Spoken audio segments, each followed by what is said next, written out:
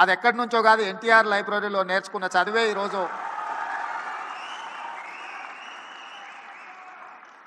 ఎన్టీఆర్ లైబ్రరీలో మేము చదువుకున్న చదువు ఇవాళ జీవితంలో ఉన్నత స్థానాలకు రావడానికి ఉపయోగపడ్డదని నేను గట్టిగా అందరి ముందు చెప్పడానికి ఏమాత్రం జంకను. మనం వచ్చిన నేపథ్యం, మన రాణించిన తీరు, మనకు అవకాశం ఇచ్చిన వాళ్ళను తక్కువ చేసి మాట్లాడవలసిన అవసరం లేదు, చిన్న చేసి చూడడము పద్ధతి కాదు. అదేవిధంగా కమ్యూనిటీకి సంబంధించిన గొప్ప గొప్ప వ్యక్తుల గురించి, చరిత్ర గురించి మా మిత్రులు చాలామంది చెప్పారు. మిత్రుడు కుసుమ్ కుమార్ గారు ఎన్టీఆర్ కంటే ముందు 52 మంది కమ్మ సామాజిక వర్గం ఎమ్మెల్యేలు ఉండేవాళ్ళు అని అన్నారు. కానీ ఎన్టీఆర్ వచ్చిన తర్వాత ఎన్టీఆర్ ఒక బ్రాండ్ క్రియేట్ చేసింది. NTR is brand. NTR is brand for politics. NTR is brand for leadership. వారు ఇచ్చిన అవకాశాలతోని ఆ రాష్ట్రమైనా ఈ రాష్ట్రమైనా ఏ రాజకీయ పార్టీ అయినా ఈరోజు నాయకులు ఉన్నారు అని అంటే ఎన్టీఆర్ గారు ఆనాడు ఇచ్చిన అవకాశాలే.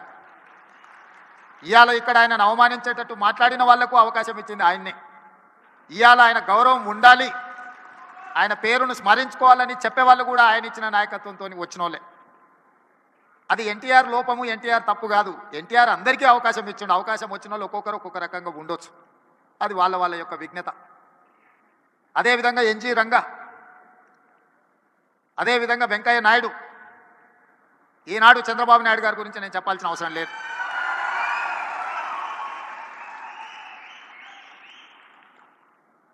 ఈ దేశంలో కాంగ్రెస్ పార్టీకి ఎదురే లేదు. బలమైన నాయకురాలుగా శ్రీమతి ఇందిరాగాంధీ గారిని ఎదుర్కొనే వాళ్ళే లేరు.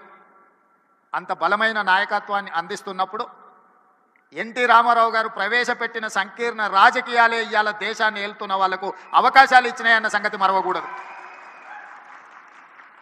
రామ్మోహన్ రావు గారికి గుర్తుండి ఉండాలి, ఆనాడు తెలుగుదేశం భారతీయ జనతా పార్టీ పొత్తులో భాగంగా దేశంలో 2 సీట్లు బీజేపీ గెలిస్తే హనుమకొండ నుంచి పివి నరసింహారావు గారిని ఓడించిన బీజేపీ జంగారెడ్డి గారు తెలుగుదేశం మద్దతుతో గెలిచారు. దేశంలో 2 సీట్లు బీజేపీ గెలిచిన రోజు 1 సీటు గుజరాత్లో గెలిస్తే 2వ సీటు తెలంగాణలో తెలుగుదేశం పార్టీ ఎన్టీ రామారావు గారి మద్దతుతో గెలిచింది. నేషనల్ ఫ్రంట్ కావచ్చు, యునైటెడ్ ఫ్రంట్ కావచ్చు, ఎన్డీఏ కావచ్చు,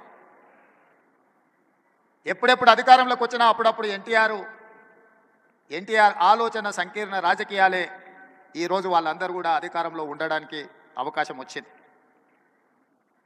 అందుకే ఈరోజు మిత్రులారా,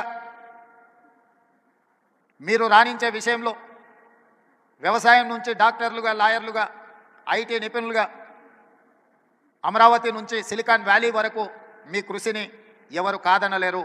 ఇవాళ సత్యనాదెన్ల నుంచి మొదలు పెడితే చాలామంది కొత్తగా వచ్చే పెద్ద పెద్ద మల్టీనేషనల్ కంపెనీలో సీఈఓలుగా మన వాళ్ళు చాలామంది ఉన్నారు.